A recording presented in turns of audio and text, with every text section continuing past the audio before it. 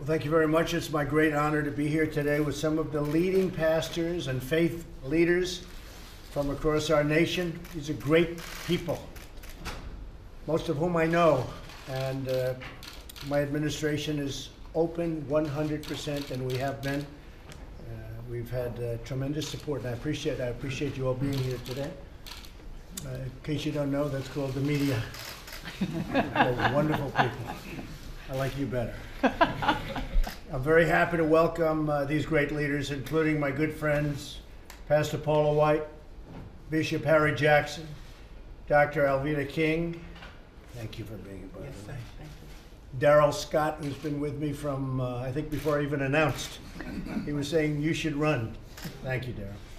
Today, we'll discuss the progress we've made, and it's been tremendous, and the next steps we must take to continue bringing opportunity and safety to all of our citizens.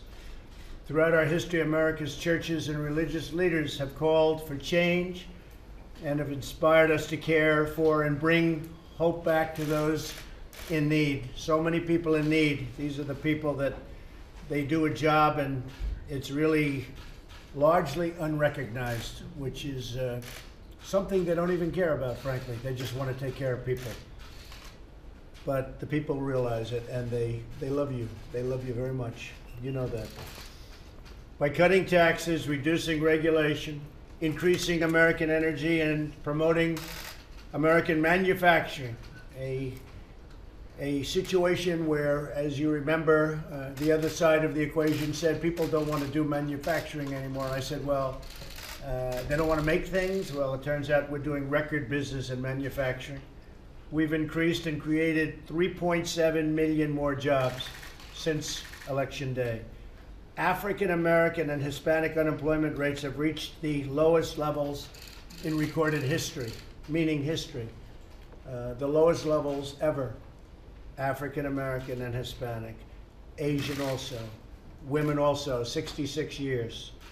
We've launched a bold workforce training initiative. So far, over 100 companies and associations have already pledged to train and retrain over 4 million Americans. So important because we have companies once again coming back into our country and they want to employ people. So we're training and working with these people and we're getting companies to do the same. It's been a very beautiful thing. We fought hard to include opportunity zones in our tax bill, which, as you know, we have. This tax incentive will bring badly needed investment into distressed communities, communities with high unemployment, communities where it's really tough to get a job. And already we're seeing what's happening. We're seeing the benefits. Our focus on opportunity for every citizen includes helping former prisoners. These citizens re-entering society have had a tough time. We want them to get jobs so they don't have to return to a life of crime and go back in to the same prison where they just got out. I mean, this has been a tremendous problem, and the best thing we could do actually is exactly what we're doing, creating an environment where the country is doing so well. And prisoners have never, ever, even close, done better than they've done now when they get out, because they're getting jobs. And the reason it's hard to get people because we're pretty well filled up. So for the first time, probably, I think I could say ever, they're getting a break. And I have to tell you, the people that are hiring prisoners, and you've heard me say it, they're loving them. And I don't mean in every case, but in a big percentage of cases, they're loving them. And these are people that are doing really an incredible job. But a lot of people didn't want to do it. They didn't want to hire prisoners. They're doing it. I have one man, a friend of mine, he's now up to number 10. And I don't say he loved all 10, but he likes 7 of them a lot. In fact, he said 6 of them are better than anybody else he has. I don't think that's a bad percentage, right? And he's a fan, and a lot of people are becoming fans. We passed the First Step Act through the House, and we're working with the Senate to pass that into law, and I think we'll be able to do it. When we say hire American, we mean all Americans, every American, everybody. We cannot have opportunity without safety. We're working every day with local and federal law enforcement to reduce violent crime all over the country. I mean, you look all over the world, you think but all over our country, and the numbers are going down. Every American child should be able to grow up in a safe community, surrounded by a loving family with access to a great education that leads to a lifelong career and success and all of the things that go with great success. We also underscore the crucial importance of faith in fostering strong families and communities. And I just want to again thank you all for being here, and you're very special people. I don't even know if you know that, but you're very special people. You're admired by everybody in this country. Even if they're not believers, most of them admire what you're doing. But maybe we'll make them believers, right? We're going to work. And I'd like to ask John Gray, if we might, if you could just start off with a prayer, which is great. Thank you, John. God, we thank you for an opportunity to speak about the hearts of those who sometimes cannot fight for themselves. Thank you for this moment to be able to share our hearts with the president and his administration. Dr. King said, we cannot influence a table that we are not seated at. And so we pray that this conversation will be fruitful and productive and honoring of the best traditions of this nation. We further pray that you will continue to give wisdom and insight to our president and his leadership team to be what our nation needs to build this country from the inside out, that we will continue to be a beacon of hope and light around this world. Bless his family, bless his health, and everything that he puts his hands to do. Yes. This is our prayer, and bless our time together. Jesus, in your name I pray. Amen. Amen. Amen. Thank you, Jim. I think he's done that before. I appreciate it. Thank you. Maybe we could go around the room and we'll start, well, my friend, from the beginning. Yes, sir. Thank you. Yes, maybe sir. Just say a couple of words. If you...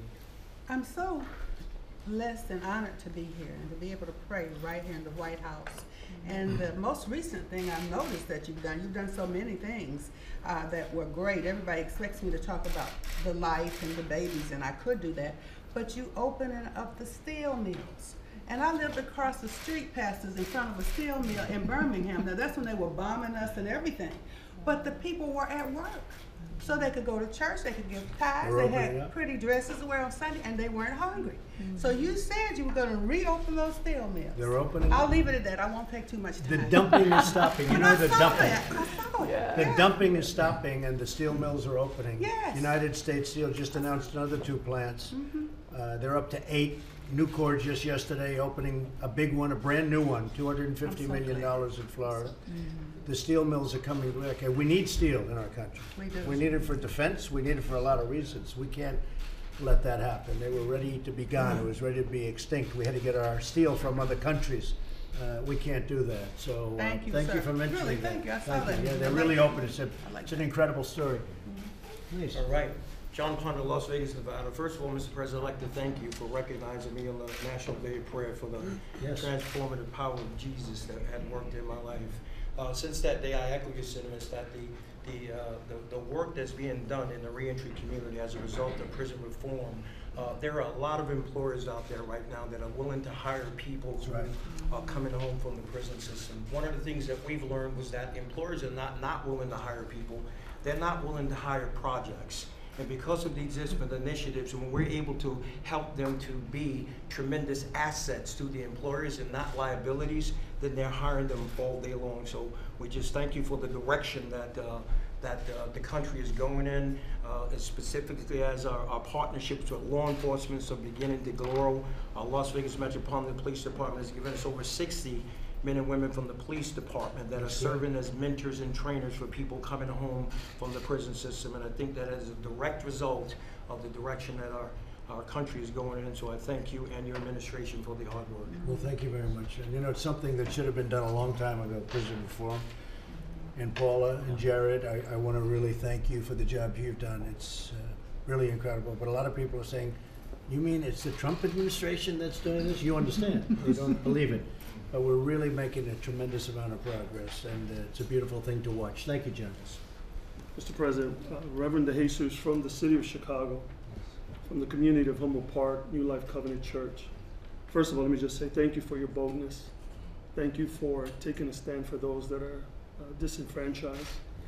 And I want to say that in the city of Chicago, there are so many pockets that's not talked about revitalization. And I know this is something in your heart of rebuilding communities. And I look forward to partnering with you and your administration to revitalize the city of Chicago. Thank you very much. Thank you, Mr. President. Thank you. Yes, sir. Mr. President, my name is Van Moody from the Worship Center in Birmingham, Alabama. And I just want to continue to underscore what's already been said. Thank you for your heart for all people, but particularly your leadership on the issue of prison reform and workforce development. Those are two of the biggest issues facing Alabama. A lot of the individuals that we spend a lot of time ministering to are really hard hit in those areas. Corporations, that's the biggest issue right now in Alabama. So thank you for your leadership on this issue. Thank you for being compassionate and caring about all people. It's a great state, too. Great people. Thank you. Mr. President, Kyle Searcy, Montgomery, Alabama also. I want to echo all that's been said. We're very grateful for your heart toward criminal justice reform, your heart toward the urban communities. It's very, very amazing. Montgomery, Alabama is a city that's known for unity and bringing people together, and so many things have come out of that city. And it's just very encouraging that you have a heart to begin to bring people together, work across the aisle, and get things done. Many people on our team pray for you every single day. That's really Thank you, nice. Mr. President. I appreciate it both. Thank you very much. Mr. President, Philip Godot from Sacramento, California, and don't give up on California.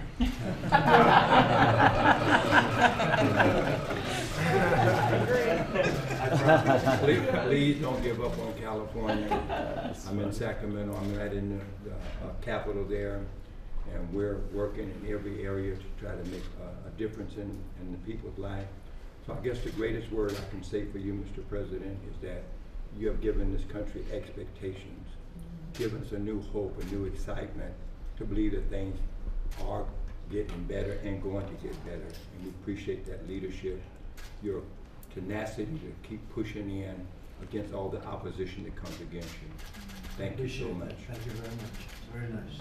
Mr. President, Travis Hayes. I'm Richard Travis Hayes. I'm the CFO of Relentless Church in Greenville, South Carolina. I'm honored to be here in the presence of greatness, and I'm excited about the opportunity to learn more. Used to be in law enforcement, so I'm really excited to hear about these programs with regards to folks who are just being released from prison and getting back into the workplace. Thank you very much. Thank you. Mr. President, Pastor Julian Lowe from Oasis Church in Los Angeles, and I'm very grateful for this administration and for you personally. I didn't grow up in the church, and I was taught growing up that faith and government were completely separated and completely different. So you offering this roundtable and giving pastors and faith leaders a voice throughout the country. I heard about the meeting you had yesterday as well with other faith leaders, and so it's very encouraging, inspiring, and gives me hope to take back to the people of Los Angeles. Honored to be here, and thank you very much. My honor. Mr. President, Benny Perez from Las Vegas, Nevada. I'm so honored to be here with all these incredible men and women. Thank you so much as being a Hispanic leader to see what is happening in the Hispanic community. It is the largest, as you know, ethnic community in America, and to have the lowest unemployment rate, and to see my family members and my community being really empowered to live a life and not just dream, but actually see the dream come reality.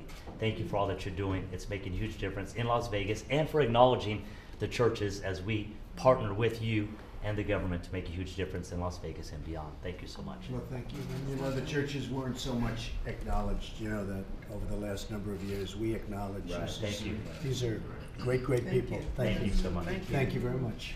Thank you. Paula? Pastor Paula White of the New Destiny Christian Center, and it's an honor to serve you through our faith initiative and opportunity. Thank you for bringing the faith base back to the White House, and for all the great things you continue to do. Thank you, Paula. Thank you for everything. Yes, Appreciate sir.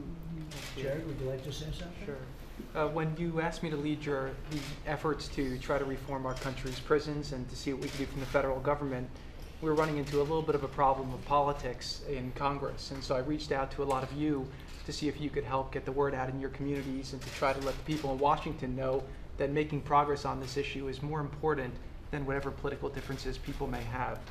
You guys came to the White House, you all mobilized your communities, and we were able to get the bill through the House, and hopefully we'll have the same results in the Senate. What happened from there, though, is it opened a dialogue between this administration and a lot of you, which has led us to believe that a lot of the policies we've been pushing under the President's leadership do help all of your communities and do help your different places where you're leading, and it's enabled us to open up a further dialogue. So I'm very happy today for everyone to be here today to talk about this administration's efforts for prison reform, but also to discuss what we can work on further together to continue to make a difference for all Americans. That's really nice. And you know, Jared's working on a lot of very important things, but this has become, I think, just about number one on your list. Who would have thought? Who would have thought? It's just been great the way you've done. We all I think I speak for the room when I say we appreciate it. Great job. Marvin. Mr. President, it's an honor to be here. When you asked us to speak, the first thing I thought about was my grandfather and how it's an honor to be here. And you know, he passed away a few years ago, but he raised 10 kids in the inner city of Detroit. And when you were speaking, you were talking about how important faith was in the community and how it helps the family. And my grandfather did that, working odd jobs. He was a taxi driver, he cut hair, he did everything possible, but he also had them in church, and he kept them, you know, together. He was with his wife, married for I think around 50 years before he passed away. But our family was able to do things that a lot of families, you know, aren't able to do without the assistance of faith and having church and having families together. And so to hear you talking about, you know, keeping that in the communities, I think is super important. And I'm just happy for this opportunity, and just God bless you and everything you're doing, and thank you, Pastor Paul, as well. Thank you, Marvin. Great family. Great family. Mr. President, it's been an honor to serve you in this administration. Today is a watershed moment. It's an opportunity to learn about a community that's felt left behind for years. And the things that you're doing under your leadership could drastically change situations and speak for people who can't speak for themselves. Each one of these leaders speak for forgotten people around this country who have dealt with pain regardless of who was president. And this opportunity for you to show your leadership to move things in a different direction. So it's been an honor to serve, and look forward to continue to work with you. Thank you. That's very nice. I appreciate it.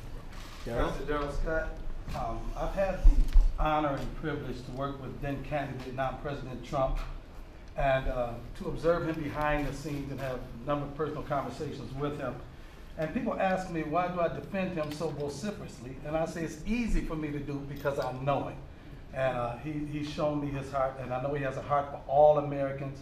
And I will say this administration has taken a lot of people by surprise, and it's going to surprise you guys even more, because this is probably the most proactive administration regarding urban America and the faith-based community in my lifetime. And I'll be 60 years old in December. But when I think back on, I mean, I use good hair now.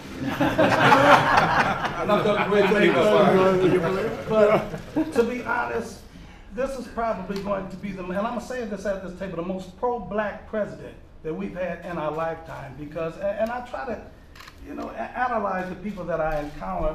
This president actually wants to prove something to our community, our faith-based community and our ethnic community. The last president didn't feel like he had to. He felt like he didn't have to. He got a pass. This president this administration is probably going to be more proactive regarding urban revitalization and prison reform than any president in your lifetime. If we work together, give them a chance, don't pay any attention to these guys back here. Say it, brother. And I promise you, we will do something that we will, this administration will continue to make history. It's going to be a lot of positive change. Great things on the horizon. I have to say one thing about that. So I didn't know him at all, and I'm watching one of the, I would say, unfriendly groups of broadcasters, to put it nicely. And I said, "Who is that guy?" He was destroying them. I say, "Who is he?" Then I saw him 2 or 3 times, and I said, "I have to meet him." But I want to just thank you. You have been incredible. You are some voice. And when I heard, okay, tell him, how long are you married? Tell me.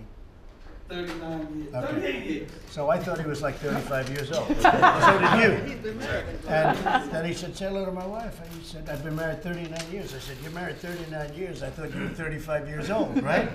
But you're doing a good job. You're obviously doing it right, because you look great, and we really appreciate it. We're going to be all right. Right from the beginning. Jerron's been working with us a lot. And, you know, Great. He used to live on my street when he was a kid. The same city. Good job. So, Small world. Thank you, Dave. Appreciate it. Mr. President, I'm Bishop Kevin L. Cabarrus, the Impact Church of Orlando, Florida. I want to thank you, and I echo the sentiments of all of the colleagues that have already spoken for your work as it relates to prison reform. And I definitely thank you for your commitment to partnering with the faith-based community. I happen to be in many rooms, in one room in particular, we had a meeting a year ago in the Oval Office, and you said to all of the faith leaders standing around your desk that I'm going to untie the hands of the faith-based community. I'm going to free you and take the muzzle off of your mouth. And in a year's time, I have watched you day by day do just that by freeing the faith community and partnering with us to do what we've been called to do, and that's to impact our community. So, Amen. Well, one of the big things we've done is the Johnson Amendment. You know, you're free to do what you want to do now. You couldn't talk because you were afraid of a lot of bad repercussion. And we, as you know, we've taken that off. That was a bad thing. Yes, it was. That was a bad thing that Lyndon Johnson did a long time ago. You had to have a lot of power to get it done, but you now are free to say what you want, and when you want to support somebody, you support that. It doesn't have to be me. Of course, I hope it's me. But you're free. You know, you're the people that we respect, and you were really not able to say what was on your mind. And we want you to say what was on your mind and what is on your mind. So I think getting rid of that is a big, big factor. And at some point in the not too distant future, we're going to put it through Congress. In addition to just an executive order, we're going to put it through Congress. We're going to get rid of it permanently because it should not be here. Okay? We're going to work on that. Thank you. Mr. President, I'm Sharon Nesbitt, Senior Pastor of Dominion Church in Arkansas. I want to say thank you for your policies on prison reform and urban initiatives. As you know, Arkansas has one of the largest prison rates in the country, so thank you for getting us back to the table and for your faith-based initiatives to let us come to the table. Thank you very much. Great place. Great place. Thank you. Mr. President, my name is Bishop Darrell Hines from Milwaukee, Wisconsin. I pastor the Christian Faith Fellowship Church of God in Christ, and I serve on the General Board of the Church of God in Christ, where we have a 5-point faith-based initiative for inner city reform, and of course prison is one of them. And so I appreciate, first of all, being invited to the table. It's an interesting thing because I was watching news. I watch news all the time, and I saw you on news. This was just last week, and I said, you know, I would love to go and have him hear me. I said, I don't know how that's possible. I don't know anybody who I think who knows him. And then I get the call from, I don't want to call him Coconut, but I get him from Marvin Jr. He calls me and he says, listen, I want you to go with me to the White House. And I think the most interesting thing about this moment is that we hear several things, but to know you hear us is an encouraging moment. And I want to thank you for taking this time to invite us to the White House and then taking the time to hear us concerning our concerns in our community and in our faith, because they both need the ear of the president. So thank you. Very nice. Thank you. So you're surprised you get that call right after? Yes, right after. God moves in mysterious ways. You know who that is, right? Thank you, Mr. President. My name is Bill Owens, founder and president of the Coalition of African American Pastors. I'm honored to be here with you today. We've met several times. Thank you, Dr. Scott, for the invitation, Paula White, to be here. And we are with you 100%. I'm with Bishop Hines, I'm Church of God in Christ, and we all in it together. And we will work together to make the difference. Thank you very much. Can I say something? Reverend Owens has been active with several different administrations in the past as well. He worked with President Reagan, am I right? Bush. President Bush. Very close. He marched with Martin Luther King too. Thank you very much. And it was my turn to go while everybody was Mr. President, I am certainly honored to be here with you. I'm Pastor Mike Freeman from Spirit of Faith Christian Center, 10 minutes from this house. You are invited any Sunday you would like to come. Sounds good. I'll leave a parking space open for you there so you won't have any opportunity to be delayed. This is a very critical time that we're in. One of the things I remember the most and recall about a statement you made when you were running, you said if you were able to win the White House, that Christians would have a friend in the White House. I was really eager to find out whether or not that word would be kept as such. To be sitting here with you today as a representative of the Christian community. It is so wonderful. I'm elated to know, first of all, you're a man of your word. Secondly, you have an ear to hear from God. With your having an ear to hear from God, this country is in great hands. My prayer for you is that your ear will always be open to the wisdom and the Spirit of God. And I'm praying for you constantly, and everything I pray for comes to pass. God bless you. That's very nice. I'll get over it. Yes, sir. That would be I will great. get over it. Thank you. Mr. President, I'm Bishop Dale Bronner from Atlanta, the senior pastor and founder of Word of Faith Family Worship Cathedral. And I'm from the business world. My father planted a business in the hair cosmetic manufacturing business in 1947. Wow. And so we've been doing business there in Atlanta for all of these years and employing people. So thank you so much. But I love the stimulation that I see in the economy now. It is as best that it has been in so many years. And I'm so deeply, deeply grateful for all of the prison reform initiatives that I see underway. That's exciting and enthralling to me, as well as the urban initiatives that will help minority communities around this country. Thank you so much for your boldness and your courage to make great things happen, and you're making them happen. Thank you very much, Joe. Very nice. I'm Bishop Harry Jackson from right here in the DC area. First of all, I really feel called to pray for you. Absolutely. And the year before as you ran, I felt that burden. I felt that feeling that you were going to win. And I'm so very thankful, as he said, that you're so open. Criminal justice reform is so critical because it prevents many African Americans and Hispanics from becoming a permanent underclass. And I think the opportunity zone concepts that you're working with are critical because it brings green power. We really don't need black power unless you got some green power working with that black power. It brings green power to our urban areas. So I believe we can break the generational curse of poverty and people who are isolated. And it's because of your boldness. And despite all that's been coming against you, you've stood your ground and you've been a champion. God bless you, sir. Thank you. Thank you. Appreciate it. John? Mr. President, John Gray, Senior Pastor of Relentless Church in Greenville, South Carolina. And I am grateful for the opportunity to be at this table. At a time in our country where faith is becoming a bit of a dinosaur, in a time of moral relativism and secular humanism, it is refreshing to know that those of us who have committed our lives to fighting for people who cannot fight for themselves have a seat at the table to share our hearts. I believe that the very best principles of Scripture call us to fight for the poor, for the oppressed, for those who have made mistakes. Criminal justice reform is an opportunity to give a second and third chance to those who want to become productive members of society. Our nation cannot forget the broken. It is in the best tradition of our nation to fight for them. And when I think about the history of the church in this country, we have always fought for those who could not fight for themselves. So when I think of those who are coming out of prison who want to contribute, this is critical. When I think of veterans, I have here the obituary of my uncle who passed away a few weeks ago. He was 77. He was a veteran in the U.S. Army, and he battled through mental illness and other challenges.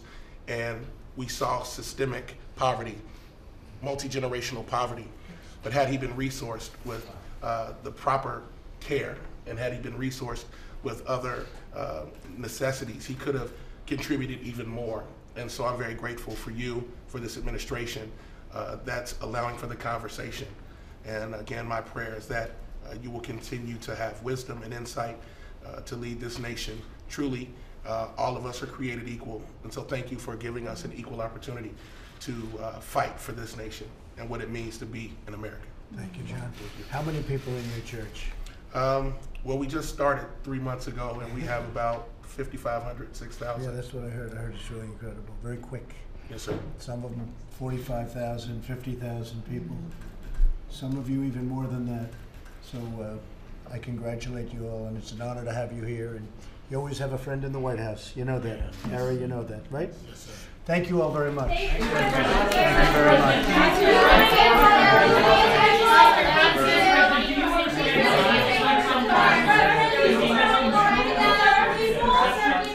Thank you very much. Thank you.